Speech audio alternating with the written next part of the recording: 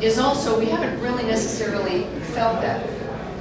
And I think that it is such a powerful framework, and why so many women, as an example, are in this room. I mean, this is not a smart girl politics summit. You know, this is conservatives from Palin. And you see the number of women who are involved in this, and the men who love women. And it's because there's a realization that when there's real reform required, women come in. And women are able to do it, and women are the ones, it's women who send their sons off, and their husbands off, and their brothers off, and now their daughters and wives and girlfriends off to war. Women understand this. Palin is interesting because she seems to have naturally overcome this unique thing that we've never seen before, that we would normally doubt. We would normally doubt the notion of, because we've never seen it before, of a woman being the commander-in-chief, of a woman being able to have people on her shoulders, while also raising her family, having a husband who, for crying out loud, is an Iron Man, dog sledder, dragon slayer. I stood next to Todd Palin once and I touched his arm. And there's an Iron Man under there. Yeah, it's turned at one point when they were talking about, oh, they're going to get a divorce. What did Palin say? She says, have you looked at him lately? I mean, come on now. So there's, you know, there's an interesting framework of who we are in a natural way, real people, couples that you see with, and the Kennedys, we saw this for the first time with the Kennedys, with a young child in the White House, a couple that is in love, active, loving life, really at the beginning of life, and yet representing 275 years of greatness of what this nation means. That's what the Palins represent as a family. Now, we're also lucky enough. That's one thing, too. We all love the country.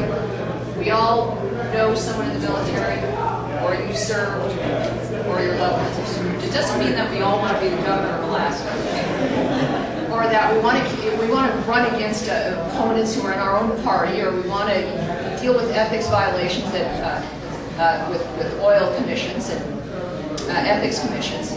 That there's something, thank goodness, and I see this in all of our history, is the divine intervention of the creation of individuals right when we need them. It's a fascinating dynamic. So here you have a family that does really seem to represent who we are, the good and the bad, the mistakes that are made. It's a marriage probably that has not always been great, and they've had fights, and somebody slept on the couch one or two times. It's probably not always been Todd. You know, there's things we can imagine based on the fact that we know what our lives are. And then you've got someone who, not only a woman who's political, but a woman who gets what needs to happen right at the time that it needs to happen, within my generation, women in their 40s, who is willing to do it, takes on the system, and pulls it off, who then runs, effectively, a huge corporation, the state of Alaska, and does it exceedingly well. She has a husband who is a man who has a sense of himself, his own life in a certain way, his own interests, and he's right there by her side, and he's not intimidated at all.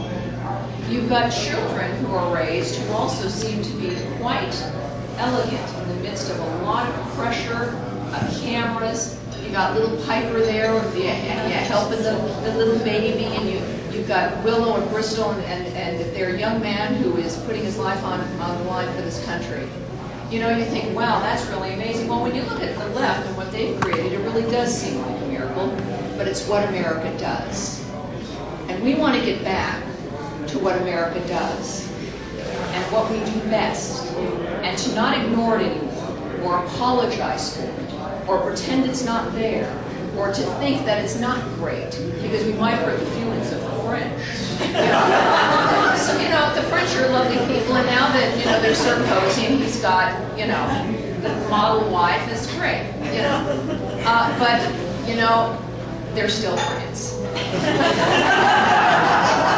And France, I know that France is good for wines. There's my friend who speaks the French. He loves all the French things. And the French things are lovely. And my favorite hand cream is a French thing that even during the boycott. I had friends buy it for me, so I confessed to this. And so thank you, France, for the hand cream. Now we're going to save your asses again.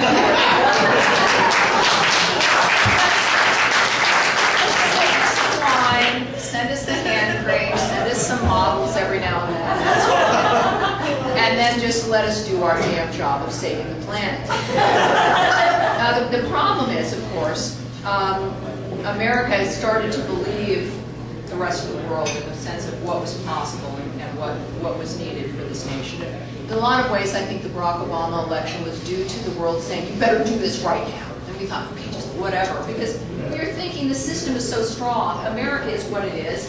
What can one Chicago lawyer do? Well, plenty, apparently. Right? And I think that was also even a result of American exceptionalism and optimism. The belief that everybody cared. The belief that every individual wanted to do what was best. Even if sometimes you couldn't really, we try to do our best, and sometimes, we eat dessert. I don't know. We try. And we mean it. Barack Obama doesn't mean it. Big mistake has been made, and Americans have noticed that our exceptionalism is even more special. Because we aren't just regular people. But something's different in this nation. From the very beginning. And it's instinctual now. It's the instinctual understanding that freedom lives here. And that when freedom exists somewhere else, it's because it's come from here. This is not some accident.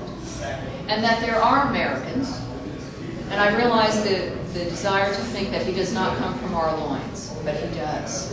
It's a big mistake to think that Barack Obama is not an American. It gives us too much of an easy out. You think, well, he can't be from us. I understand that. It's like, one guy couldn't have killed Kennedy. Well, yes, one guy could have killed Kennedy, and one guy did.